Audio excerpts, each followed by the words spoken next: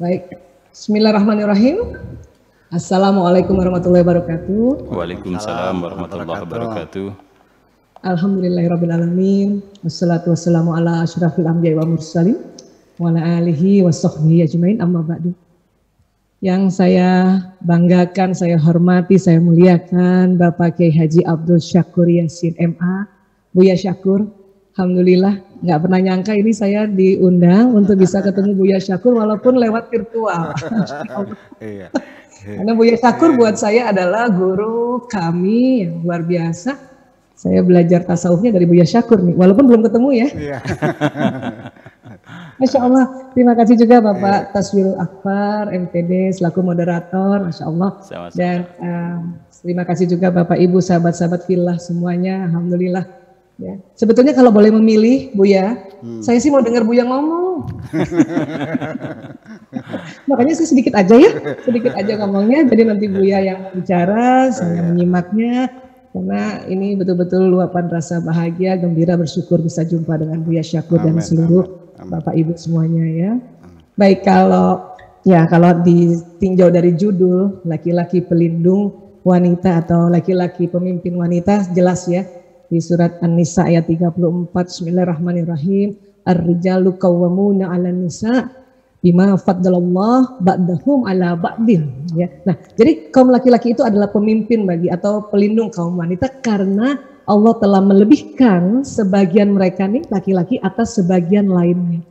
Ya. Nah, itu ternyata memang ya, ternyata ya. Tapi ini kan namanya juga orang peneliti ya kan. Peneliti kan yang diteliti kan ciptaan Allah. Ya, sunatullah yang diteliti.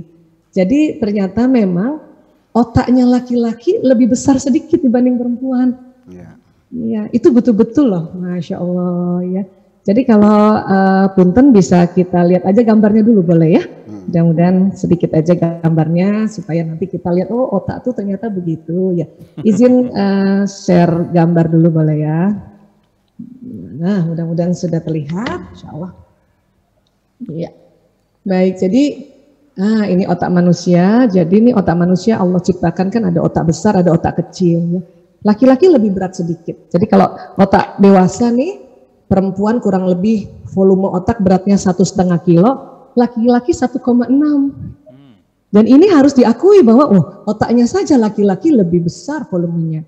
Berarti tadi kan di dalam An-Nisa 34 itu bahwa ya Allah melebihkan pada laki-laki. Ya, ini baru otaknya nih, Masya Allah. Terus apa yang membuat otak laki-laki besar ini? Karena ada bagian-bagiannya memang Allah perbesar ya.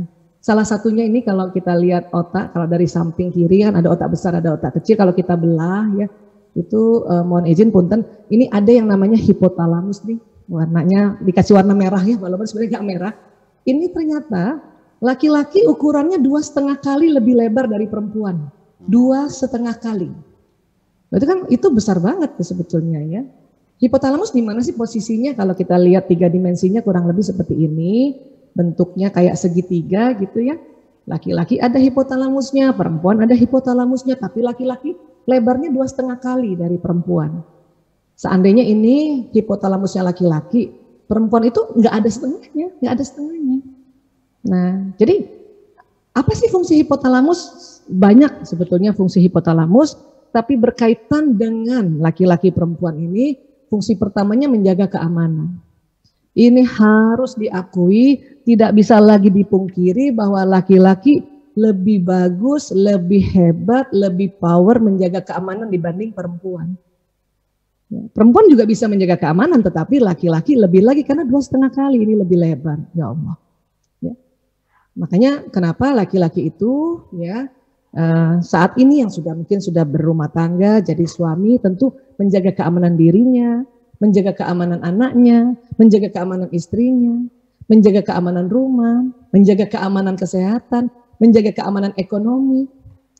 Kalau kemudian misalnya ya bekerja pada negara yang menjaga keamanan negara, itu laki-laki punya kehebatan di situ.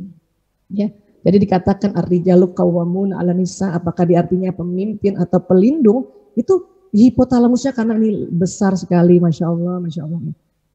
Ini kalau kita nggak belajar tentang otak, ya kadang-kadang kita suka meremehkan. Masa sih kita nggak bisa jadi pemimpin, masa sih harus laki-laki kan gitu ya. Tapi kalau kita sudah lihat ini, Masya Allah. Bahkan jangankan laki-laki dewasa, laki-laki masih kecil saja, anak kita masih kecil, ya itu kelihatan sekali menjaga keamanan. Buat bunda yang punya anak laki-laki, coba masih ingat waktu kecil, kalau kita sakit, anak laki itu yang jaga di pintu kamar. Walaupun dia punya kakak perempuan misalnya, tapi laki-laki yang jaga. Walaupun memang sambil bermain, karena otak laki-laki memang ada di otak kanannya lebih dominan lagi dibanding perempuan, dan karena itu otak imajinasi, otak kreatif, otak bermain. Ya. Nah itu memang begitu. Ya. Kemudian kalau kita lihat ya ini Masya Allah ya, jadi kalau ada keluarga ya seperti ini nih bapak-bapak ini menjaga keamanan, walaupun senyum-senyum gini, ini otaknya nyari tahu nih besok apalagi di mana lagi saya jemput ya rezekinya untuk anak-anakku, nafkahnya untuk anak-anakku, seperti itu. Ya. Makanya ini ada hadis yang Masya Allah ya. Rasulullah SAW bersabda, 1 dinar yang engkau sedekahkan kepada seorang miskin dan 1 dinar yang engkau infakkan kepada keluargamu lebih besar pahalanya yang engkau infakkan kepada keluargamu. Hadis riwayat Muslim. Saya cerita gini, mau laporan Ibu ya. Dulu suami saya sebelum dapat hadis ini pelit. Kalau sama temennya aja ngasih, sama orang lain aja ngasih. Alhamdulillah nih, langsung kirimin hadis ini baru. Oh iya ya, berarti nggak boleh pelit sama keluarga. Masya Allah, alhamdulillah ya. Nah, kemudian apa lagi? Ya, ini lihat ya anak laki-laki ini beberapa contoh ya. Betul-betul anak laki-laki jagain ibunya, bahkan ada di Sumatera ya, Sumatera Selatan. Anak laki-laki yang tuntun ibunya. Ibunya ini sedang tunanetra. Ini anak umur 5 tahun, dia yang bawa ibunya kemana-mana. Walaupun kita tahu anak laki-laki karena otak kanannya kreatif, tetap aja dia bawa buat bermain seperti itu. Gitu. Terus apalagi fungsinya hipotalamus, pusat lapar dan haus. Artinya kalau laki-laki 2,5 kali lebih lebar, maka memang laki-laki membutuhkan makan minum untuk energi dalam rangka menjaga keamanan. Inilah makanya istri-istri ini penting banget ya mengetahui atau menyiapkan makan pada suami, perhatikan makan minumnya, anak laki juga demikian. Bahkan dikatakan ya pantang nasihati laki-laki atau anak laki-laki dalam keadaan lapar, nggak masuk otaknya itu. Dan buat suami kalau pulang ke rumah ya setelah disambut ya setelah salam disambut, pertanyaan paling cocok itu tadi, Abi sudah makan, Ayah sudah makan, gitu. Ya, walaupun sudah makan, tanya aja. Wah, saya pakai itu Bu ya, teknik kayak gini. Oh, tambah sayang suami itu. Walaupun mungkin bukan saya yang masak, karena saya ya kurang paham lah memasak yang enak. Tapi kalau cuma standar-standar aja, walaupun beli, tapi tanya, Ayah udah makan? Ayah mau makan lagi? Rupanya cocok ya di otaknya itu, gitu. Dan kemudian apa? Ya, pusat tidur. Ya. Dulu Bu ya, saya suka cemburu sama suami. Kenapa? Kok dia cepet banget tidurnya, lelap banget ya tidurnya ya, gitu. Ya. Ternyata karena memang pusat tidurnya lebih besar dan dia bersamaan dengan menjaga keamanan. Artinya laki-laki butuh istirahat untuk apa? Menjaga keamanan keesokan harinya lagi. Termasuk tadi menjaga keamanan ekonomi dan sebagainya. Dan ada risetnya mengatakan oleh Profesor Ruben Gore ya. Ini kan kalau kita ilmuwan meriset kan ini karena yang diriset sunatullah ya, dan karena riset mahal gitu ya. Ya kita ambil kesimpulannya ya Masya Allah. Apa dikatakan bahwa laki-laki ya, otak laki-laki dalam keadaan istirahat 70% aktivitas elektriknya mati. Ya, cuman 30% yang on.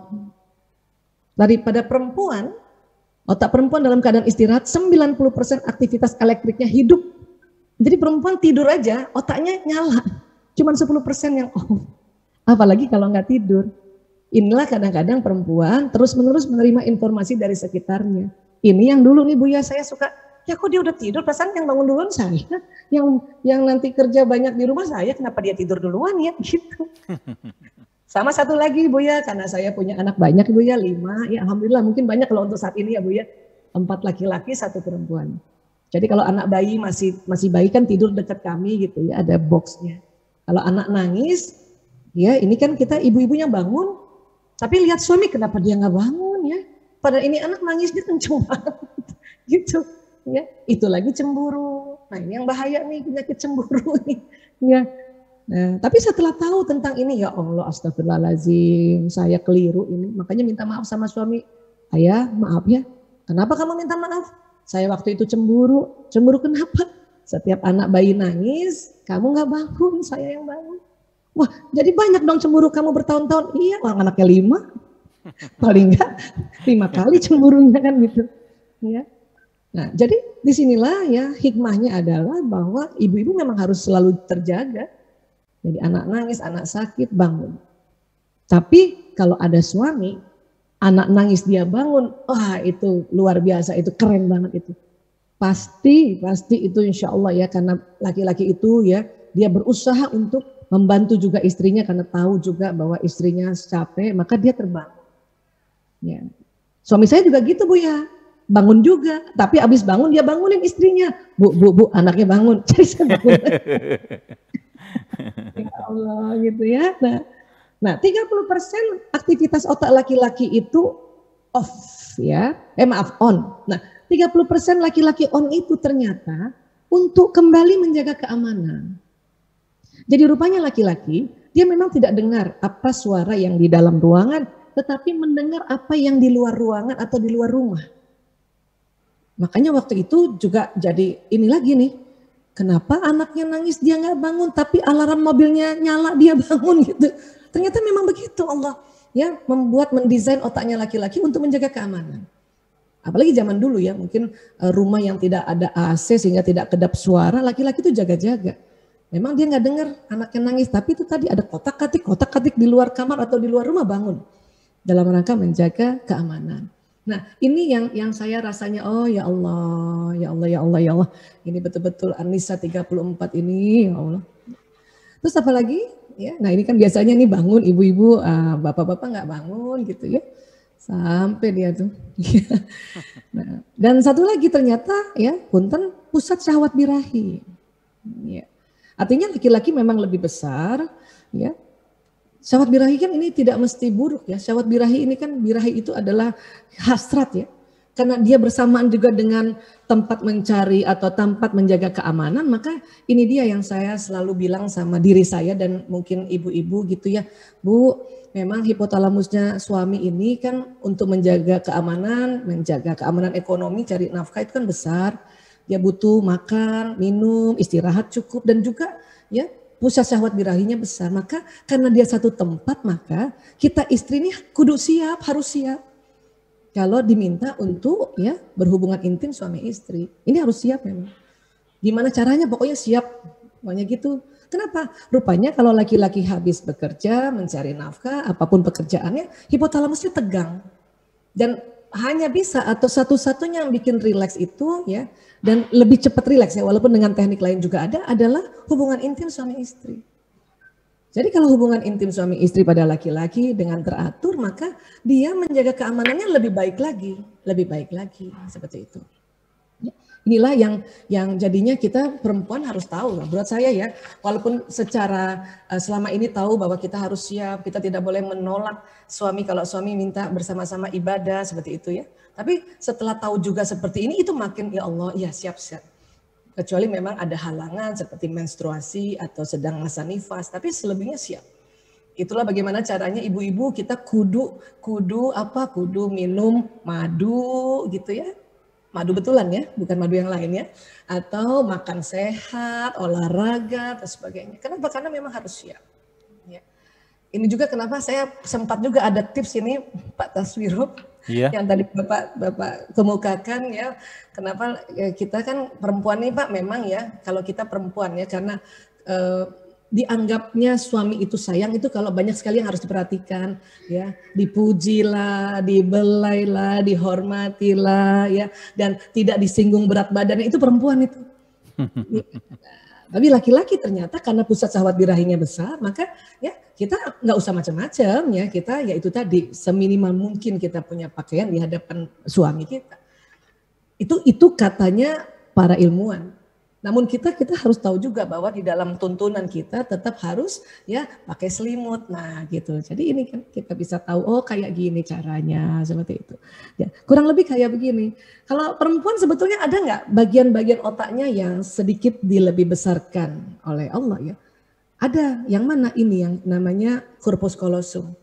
Tapi tidak sebesar luasnya hipotalamus yang lebih besarnya laki-laki. Jadi hipotalamus laki-laki 2,5 kali dari perempuan. Kalau yang corpus callosum yang di tengah ini yang menghubungkan otak kiri kanan itu ya cuma 30%. Jadi perempuan lebih lebar 30%. Nah, kalau 30% kan nggak berkali-kali kan? Nah, sebetulnya apa sih fungsi corpus callosum? Ini yang menghubungkan otak kiri kanan. Memang perempuan lebih tebal 30% dari pria. Fungsinya apa? Inilah yang membuat ya wanita mampu mengerjakan berbagai pekerjaan yang tidak saling berhubungan dalam satu waktu. Ini makanya kita begini nih, bisa begini, bisa begitu. Dan ini enaknya juga kalau seminar virtual ini, yaitu tadi ibu-ibu bisa sambil dengerin, sambil nyetrika, sambil ngomong anak, sambil masak gitu.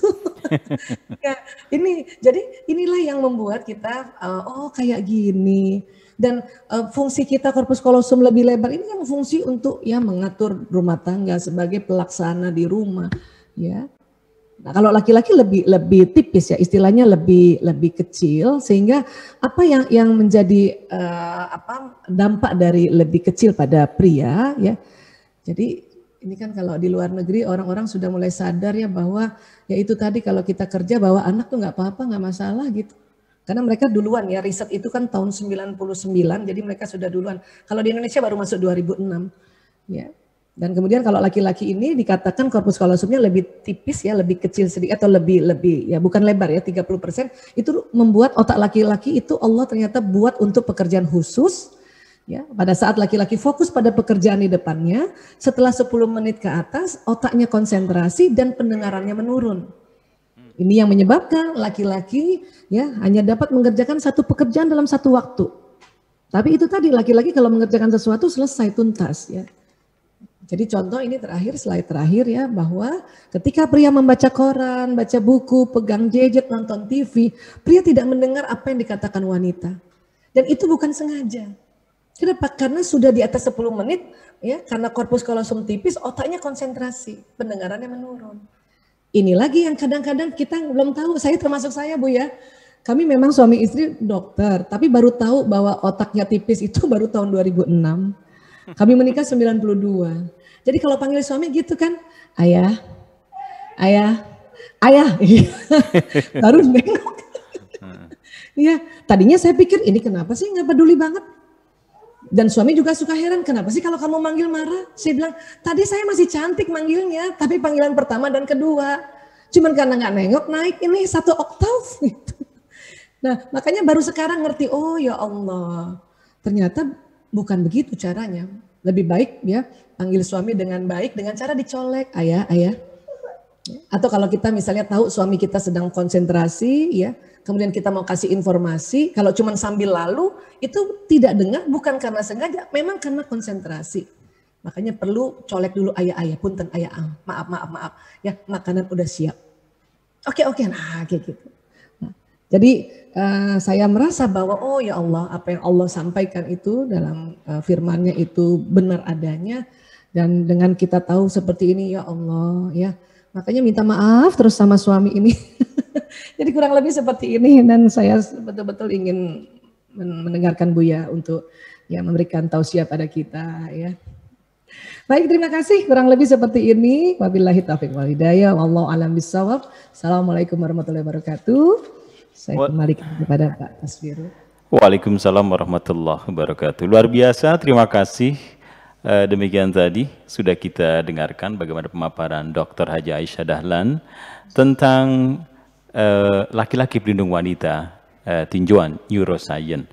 Dan tadi menarik garis kalimat besar dari firman Allah, ar-rijalu qawwamuna 'alan nisa, dan ternyata beliau hanya menarik dari satu bentuk sisi otak, hipotalamus itu saja. Sudah luar biasa, di mana fungsi otak itu pada bagian hipotalamus adalah menjaga keamanan, pusat lapar dan haus, kemudian pusat tidur, dan juga pusat syahwat birahi.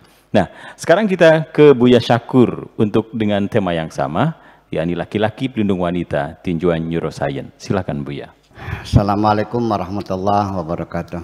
Waalaikumsalam warahmatullahi wabarakatuh. Bismillahirrahmanirrahim. La haula wa la quwata illa billah. Asyhadu an la ilaha illallah wa asyhadu anna Muhammadar Rasulullah.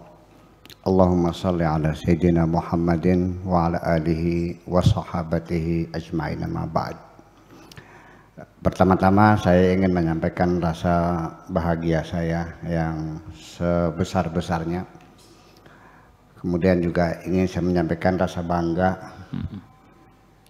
Saya melihat ada seorang dokter, tapi kok begitu qala ta'ala, kok fasih banget gitu. Qala iya. Wah nih, kemudian juga saya melihat YouTube-nya Bu Dokter bicara tentang apa namanya, tentang sperma, tentang ovum, tentang ejakulasi, kok bicara seksologi juga. Jadi tadinya saya mengajak dialog tentang ini, the guest spot, tadinya rencananya. Nah ini buku saya beli, buku ya second hand di penghujung Oxford Street dulu tuh. Artinya harganya murah, kalau baru kan mahal. Iya. Nah, waktu itu kan belum punya duit banyak, belinya bekas-bekasan aja nggak apa-apa tuh. Jadi menarik sekali, tapi akhirnya dalam negosiasi munculnya temanya itu apa tadi itu? Laki-laki pelindung, pelindung wanita, perempuan. Tadi tinjauan neuroscience. Sangat menarik sekali. Kemudian yang jadi masalah ketika kita merujuknya kepada Al-Quran, surat apa tadi itu? An-Nisa. Surat apa? An-Nisa. An-Nisa 34. An-Nisa 30 ayat 34. Nah ini sekali lagi saya akan masuk melalui tinjauan linguistik, ya, apakah itu psikolinguistik, neurolinguistik, sosiolinguistik dan antrolinguistik, semuanya serba linguistik. Karena bagaimanapun ini firman Tuhan, disampaikannya kepada Kanjeng Nabi Muhammad. Bila sautin wala harfin, tanpa suara, tanpa huruf. Dan Nabi sendiri tidak menafsirkan Al-Quran itu, nggak ada tafsir Nabi itu. Yang ada adalah hanya sekali-kali eksidentil gitu. Para sahabat bertanya tentang satu kata, maknanya apa. Jadi hanya makna kata saja. Ya mereka cuma begitu saja. Nah dalam pertumbuhan selanjutnya, kapan mulai ada penafsir ini Al-Quran? Itu kan setelah Nabi tidak ada. Setelah 2 abad kemudian, abad ke-9 baru mulai orang mencoba untuk menafsir Al-Quran. Dan Al-Qurannya pada zaman Nabi sendiri kan hurufnya masih sederhana, masih berupa huruf yang sederhana lah, baru 15 huruf waktu itu, ya, belum ada titik-titik, belum ada. Jadi artinya kalau gambar jukung itu bisa dibaca ba, bisa dibaca ta, bisa baca sa, bisa dibaca ya, bisa baca na, bayangkan, ya kan. Kemudian fa dan qaf sama, ya nggak ada titiknya. Kemudian juga sodot, todo, ain, rin, jim, ha, kho juga sama. Kalau gambar orang ruku ya bisa dibaca jim, bisa baca ha. Kayak apa rumitnya itu kan disempurnakan terus. Nah, ketika ada gerakan penafsiran Al-Quran, itu kan bangsa Arab sudah bersentuhan dengan peradaban-peradaban yang lain, dengan Yunani, dengan Persia, dengan Turki dan sebagainya, dengan Mesir.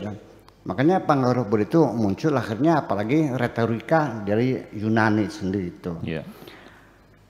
Maka jadi artinya kita mesti pahami Al-Quran adalah kalamullah, ya kan begitu? Dijamin, kita sepakati bahwa otentik, tidak ada distorsi. Nah, tetapi ketika tafsir itu sudah menjadi peradaban, karena itu muncul dari pikiran-pikiran manusia, ya kan begitu? Jadi artinya ketika menafsirkan satu ayat lalu kemudian terjadi perbedaan, itu sebagai bukti bahwa tafsir adalah masalah budaya. Nah, saya ingin mencoba untuk mengkritisi tafsir Ibnu Katsir, ya, tentang An-Nisa ayat 34 ini, rijalu qawwamuna 'alan nisa. Tetapi sebelumnya saya ingin kasih prolog dulu. Saya pernah mengatakan salah tafsir satu ayat tentang asariqu wasariqatu. Itu reaksinya banyak yang menyalahkan saya, menyerang saya. Jadi apakah mereka beranggapan bahwa tafsir itu tidak boleh salah atau pasti benarnya? Enggak bisa. Itu produk manusia, namanya budaya. Jadi belilah ruangan berbeda pendapat dalam penafsiran ini. Yang benar mana ya wallahu a'lam, Allah yang tahu persoalannya. Nah, ini sebagai pengantar saya dulu. Pertama, saya sangat senang sekali karena ditransfer ar-rijalu qawwamun 'alan nisa ini lelaki sebagai pembimbing wanita. Itu sudah bagus sekali. Sekalipun belum pas menurut pikiran saya. Lebih bagus daripada lelaki pemimpin atas perempuan. Nah, jadi artinya bagi saya bahwa Ibnu Katsir menerjemahkan bahwa ar-rijalu qawwamun 'alan nisa, ini tafsirnya bahwa laki-laki itu qawwamuna 'alan nisa, diterjemahkan menurut beliau li'an rijal afdal minan nisa, karena laki-laki lebih utama, lebih baik daripada perempuan. Saya kurang setuju bahwa laki-laki lebih baik perempuan, karena Tuhan mengatakan bima faddalallahu ba'dahum ala ba'din. Jadi laki-laki punya kelebihan, perempuan juga punya kelebihan yang tidak dimiliki laki-laki. Laki-laki juga punya kelebihan yang tidak dimiliki perempuan. Nah, seperti apa itu kelebihannya? Nanti dari fungsi apakah itu fisiologis atau juga anatomis, ya saya kira itu yang mungkin yang menyebabkan. Tetapi kemampuan intelektualitas, ini saya sendiri juga, saya laki-laki, tapi saya merasa sakit hati ketika perempuan itu direndahkan. Ya, karena itu sering diucapkan oleh para mubalik bahwa perempuan itu naqisatul aqli waddin. Perempuan itu akalnya kurang, agamanya juga kurang. Ya kan begitu. Sampai An-Nisa min haba ili syaitan. Bahwa perempuan itu ranjau-ranjaunya setan. Ya begitulah. Nah, ini perlu kita dudukkan persoalannya bahwa hampir mendekati ya pembimbing atas perempuan daripada pemimpin. Karena ayat ini pernah dijadikan alat untuk politik, menyerang lawan politik. Ketika saya mendukung calon bupati Indramayu perempuan, namanya Ibu Ana Sopana. Ini para kiainya menyerang saya dengan dalil ini ar-rijalu qawwamuna 'alan nisa. Karena qawwam di sini diartikannya pemimpin. Dan ini dalam tafsirnya ada. Di dalam tafsirnya ada ar-rijal itu ar-rajul itu kata siapa? Kata Ibnu Katsir qiyamun. Ya. Ar-rijal qawwamuna 'alan nisa. Yaqulu ta'ala 'alal mar'ati, Tuhan berkata terhadap perempuan, ai huwa ra'isuha, bahwa laki-laki itu pemimpinnya. Ini Ibnu Katsir. Laki itu pemimpinnya perempuan. Wa kabiruha, dan pembesarnya perempuan. Wal hakimu 'alaiha, dan yang menentukan perempuan. Dasarnya apa? Bima faddalallahu ba'dahum ala ba'din. Karena laki-laki diberi kelebihan, ini tafsirnya. Wa mu'addibuha, dan juga pendidik perempuan. Idza awajat, ketika perempuan itu bengkok, diluruskan kembali. Li'anna rijal afdal minan nisa, karena laki-laki lebih hebat daripada perempuan. Ini tafsiran zaman Ibnu Katsir zaman dulu. Wa rajul khairun minal mar'ati, perempuan lebih baik dari laki-laki lebih baik dari perempuan. Walihada kanat nubuwah mukhtassatun birrijal. Itu sebabnya para nabi itu selalu laki-laki, tidak ada nabi perempuan. Wa kadzalika al-malikul a'zam, kemudian raja-raja besar itu juga sama terdiri laki-laki. Hadis Nabi mengatakan lan yaflaha qaumun walau amrahum imra'atan, tidak akan mungkin sukses, berhasil, bahagia, hebat seorang kaum yang menyerahkan kekuasaannya kepada seorang perempuan. Ini adalah hadis-hadis Nabi yang disebutkan oleh Menteri Perempuan. Sekarang Golda Meir laki atau perempuan? Hebat kan? Hebat. Perdana Menteri Israel. Bukan hanya Perdana Menteri ya, tapi juga pendiri negara Israel. Margaret Thatcher hebat, Indira Gandhi hebat dan sekali. Nah, ketika perempuan disebutnya separuhnya otak laki-laki, dengan jadi Menteri Kesehatan dengan otak yang separuh, bagaimana kalau lengkap otaknya? Bisa melebihi laki-laki seperti itu. Nah, ini saya Ibu Dokter, ini pembelaan saya terhadap perempuan gitu ya. Mohon ditampik. Nah, ya saya kembali bahwa di sini kesalahan penafsiran itu terjadi karena ketika disebutkan ar-rijalu laki-laki, qawwamuna itu pemimpin, raja dan sebagainya, ini jauh dari sense of language bahasa Arab sendiri. Jadi qawwam itu bukan dari qiyamun tapi dari qoma yakumu.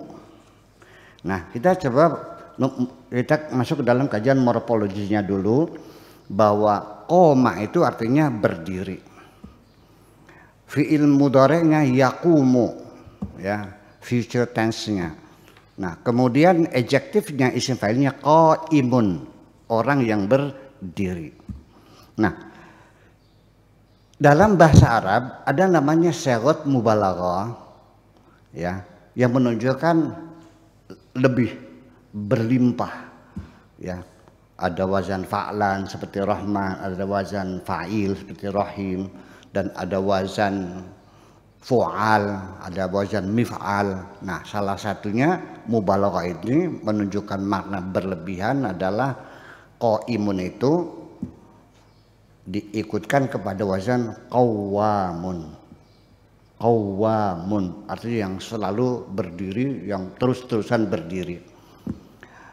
Nah, kemudian qawwamun ini sebagai singular, pluralnya adalah dalam bentuk jamak mudzakkar salim ditambah wawu dan nun menjadi qawwamuna.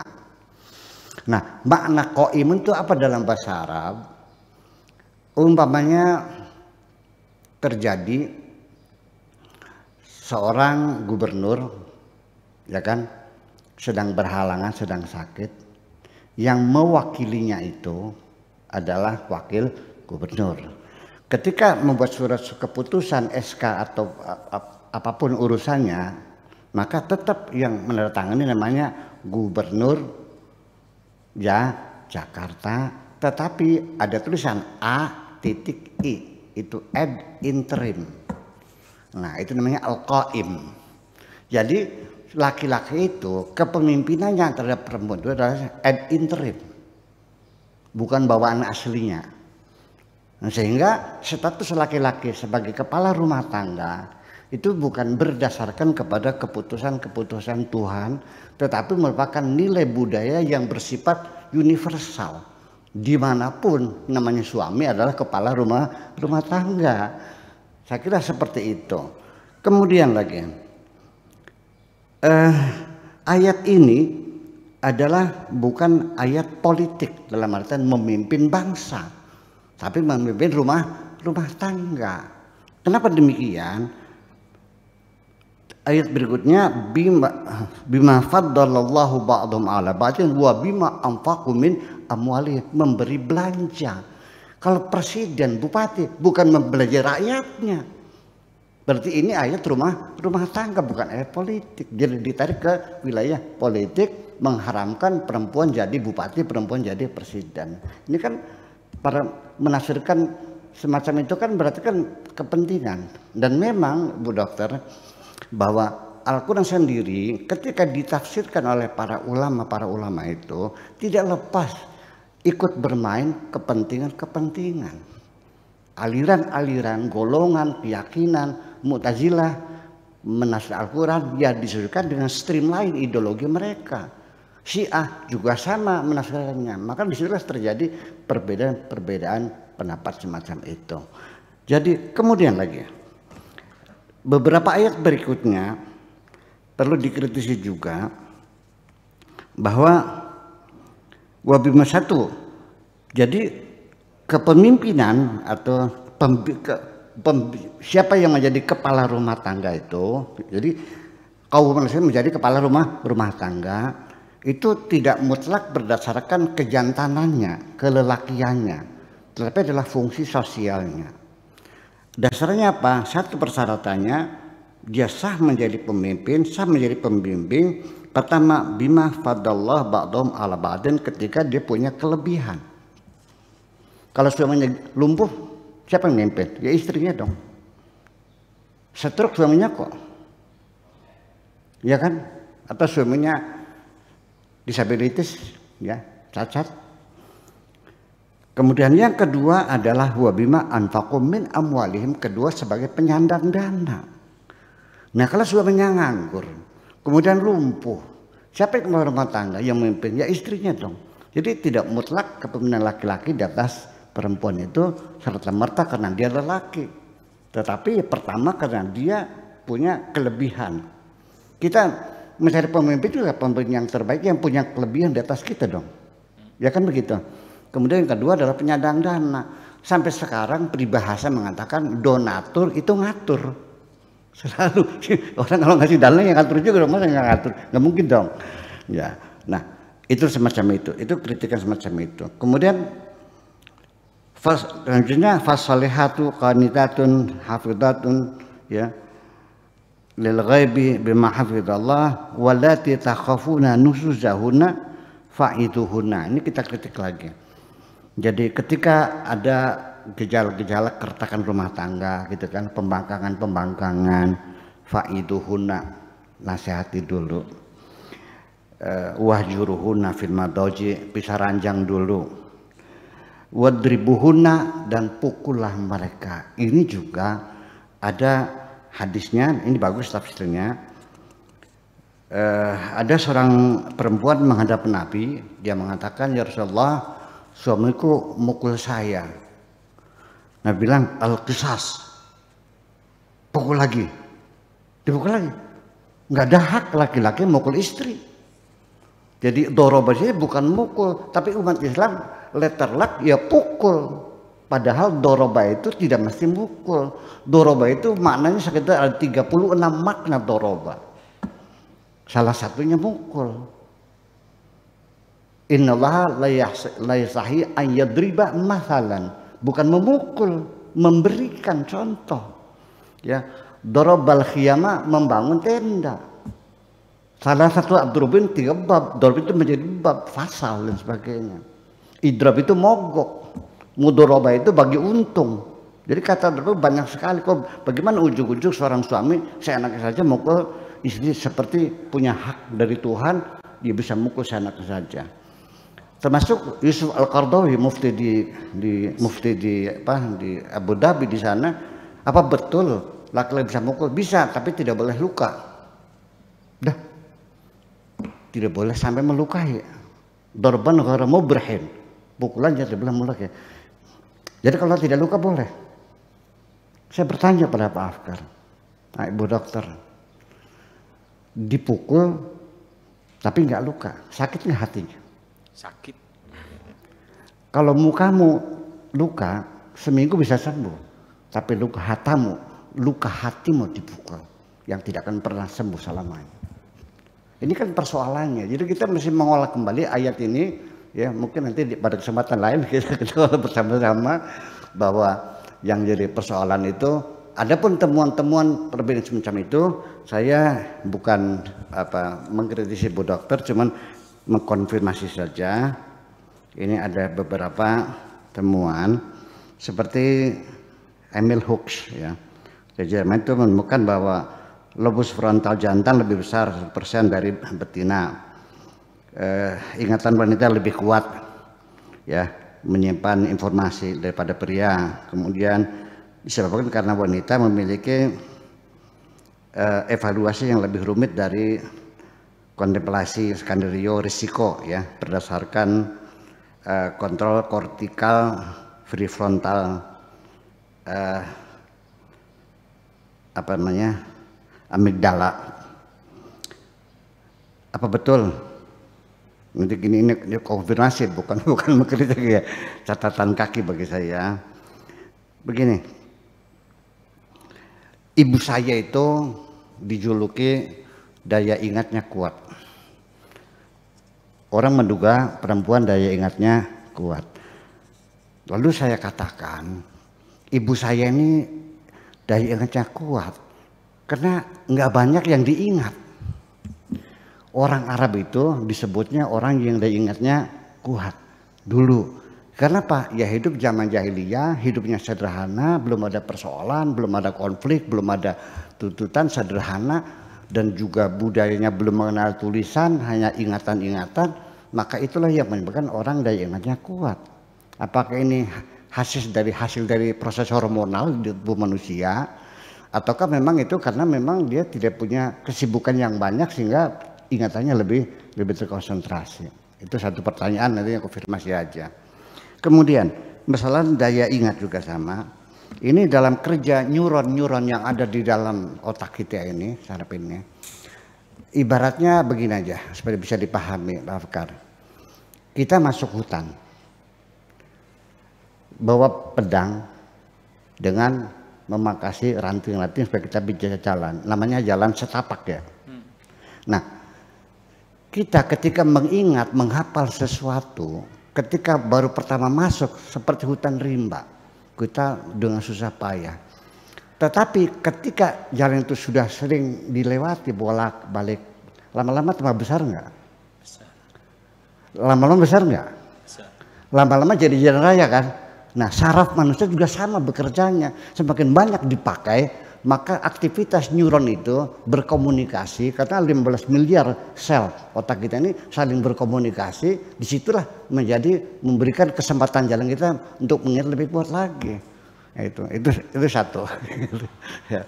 Kemudian yang kedua, ada perbedaan perilaku antara pria dan wanita yang mungkin menyebabkan perbedaan adalah ukuran dan fungsi amigdala.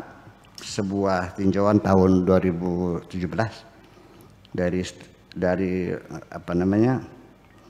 studi volume amigdala ditemukan ya perbedaan ukuran grosir ya antara laki-laki, yaitu 10% lebih besar dari itu. Namun karena otak laki-laki itu juga lebih besar, jadi perbandingan lebih besar itu bukan karena itu, tapi tidak proporsional. Memang otak laki-laki lebih besar, kepalanya lebih besar, badannya lebih tinggi. Maka ketika otak lebih besar, itu secara proporsional ya artinya berimbang juga sama. Bedanya tidak begitu signifikan. Nah, saya kira itu dua saja dulu, saya minta dikonfirmasi. Terima kasih. Ya baik, terima kasih Buya. Juga sama memaparkan lebih detail tentang bagaimana ayat Ar-Rijalu Qawwamun 'alan Nisa, namun dari sisi yang lain. Dan nampaknya kita langsung diskusi saja dengan peserta virtual, karena saya melihat di virtual ini sudah banyak sekali peserta yang sudah bergabung untuk bisa kita ajak diskusi. Namun sebelumnya barangkali ada sedikit waktu untuk Ibu Dokter bisa menanggapi apa yang tadi disampaikan Buya. Silakan Bu Dokter. Sebentar dulu. Belum. Ya. Ya, silakan Ibu Dokter. Baik, Masya Allah, tabarakallah. Alhamdulillah, akhirnya dengar Buya langsung. Ini harus ketemu kalau kayak gitu. Boleh. Masya Allah. Iya, baik. Jazakallah khairan katsiran Buya. Memang tadi saya mengikuti dengan cermat betul-betul ya, karena banyak sekali itu An-Nisa 34 itu dipolitisir memang. Iya, betul. Nah, padahal sebetulnya kalau tadi kita dengan bahwa dengan riset-riset ilmuwan ini itu udah pas banget bahwa memang laki-laki ya, kalau tadi Buya analogikan sebagai AI tadi ya, memang pelindung ya, pelindung. Iya, iya. Ajudan di belakang itu kan melindungi. Iya. Bukan pemimpin, bukan. Makanya judulnya kan laki-laki pelindung wanita. Iya, iya. Hari ini kan pelindung. Dia bukan pemimpin memang, dia itu melindungi. Jadi kalau ada apa-apa misalnya istrinya yang ambil keputusan, dia tetap dilindungi ya. Ya.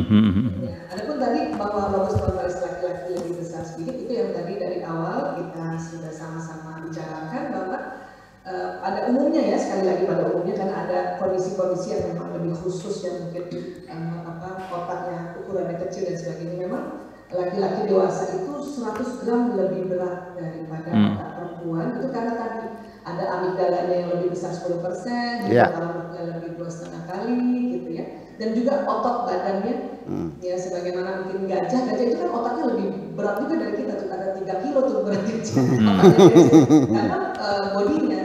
Jadi tadi analisa dari Buya itu tepat sekali bahwa memang laki-laki karena memang badannya besar, karena pengaruh testosteron juga, maka komposisi otaknya lebih besar ya. Dan juga tentu ternyata ditemukan fungsi-fungsi yang betul-betul tadi dikatakan di An-Nisa 34 ya, bahwa Allah melebihkan dari sebagian dengan bagian lain gitu ya. Dan kalau tadi saya melihatnya begini nanti, saya langsung gembira banget Ibu ya ngomong seperti ini supaya ibu-ibu juga yang lain juga mungkin bapak-bapak yang lain ya. Karena sebenarnya sama perempuan gitu. Yeay, karena saya ngomong nanti sakit tampak Ibu Aisyah perempuan. Tapi kalau yang bicara seorang Buya yang notabene seorang pria laki-laki dan menyatakan bahwa ya bahwa kalau diartikan pemimpin akhirnya nanti bisa dipolitisir, maka saya paling setuju tuh kalau diartikan pelindung. Iyalah. Ya melindungi kan namanya ya. Nah, adapun kemudian tadi dikatakan bahwa daya ingat itu betul Bu ya, bahwa neuron ini kalau direpetisi, diulang-ulang, itu jadi kita makin ingat, makin ingat ya. Perempuan memang sering begini Bu ya, memang kita fenomena perempuan ya. Katanya ahli sejarah perempuan ini Bu ya. Jadi kalau kita ada masalahnya sama suami, terus kita protes, kita bilang kayak tadi aku gak suka kamu gini, tak ada enak tuh udah ngomong gitu. 3 bulan ngomong lagi dengan peristiwanya sekarang. Iya. Ya, itu karena itu tadi salah satunya antaranya itu tadi repetisi terus dan selain dari neuron koneksinya mungkin dari hormonalnya. Perempuan pada saat progesteronnya melandai gitu ya, dia ada sedikit secara pikiran dan perasaan atau secara emosi turun gitu dia, jadi galau. Dan karena perempuan otak bicaranya nih Bu ya, kalau kata Dr. Luan Wizandir di University California San Francisco, otak bicara perempuan ini Allah taruh di belahan kiri dan kanan gitu. Ya, laki-laki otak bicaranya cuma di bagian kiri, makanya jumlahnya perempuan banyak. Ada yang menghitung-hitung ya, ada yang sekitar 20.000 lah katanya. Paling sedikit perempuan ngomong 16.000 Bu ya. Iya. Karena itulah, karena potensi bicaranya banyak, kemudian perempuan itu rupanya kalau dia tidak dibicarakan maka makin galau. Karena ada riset mengatakan perempuan minimal dalam sehari 16.000 kata dia bicara. Kalau kurang dari 16.000 tidur malamnya tidak nyenyak. Itulah makanya perempuan diomongin lagi gitu. Dan kemudian seandainya yang tadi Buya bilang bahwa mungkin yang dipikirin atau yang dikerjakannya sedikit gitu. Apalagi pandemi. Ya kan, pandemi yang biasanya kita bisa ngobrol keluar gitu, lagi ikut ta'lim, tapi sekarang nggak bisa. Makanya kita ulang lagi tadi peristiwanya, diulangin. Tapi buat perempuan ternyata kalau kita ngomong itu udah tenang dan nggak butuh solusi. Yang penting diomongin aja. Iya. Dan laki-laki suka heran, kamu kayaknya 3 bulan lalu udah ngomong ini, kamu katanya nggak suka sama saya karena kalau saya WA kalau kamu WA saya nggak balas, misalnya kata suami gitu, kenapa kamu omongin lagi, kan udah. Itu tahun depan bisa diulang lagi loh Bu ya. Iya. Ya, jadi, nah padahal memang perempuan ini kalau udah ngomong dia tenang, itu aja sebetulnya. Dan sementara laki-laki karena tadi wujud perlindungan dan bertanggung jawab karena hipotalamus yang besar, amigdala yang besar, laki-laki nggak tega kalau dengar istrinya curhat, makanya selalu ingin kasih solusi. Pas kasih solusi, kita kata perempuan, bukan gitu ayah. Contoh gini ya, ayah aku sakit kepala, terus kata suami, minum obat. Terus karena udah minum obat, saya marah tuh. Minum obat apaan lagi, semua obat udah aku minum. Terus kata suami, lah katanya sakit kepala.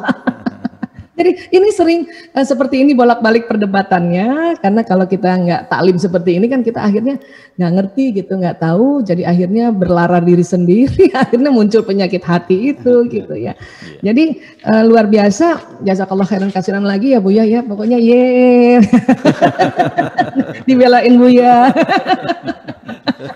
Alhamdulillah ya, karena ini luar biasa ya, kapan lagi bisa jumpa langsung dengan seseorang yang saya anggap mumpuni secara ilmu dan juga secara tasawufnya, Masya Allah.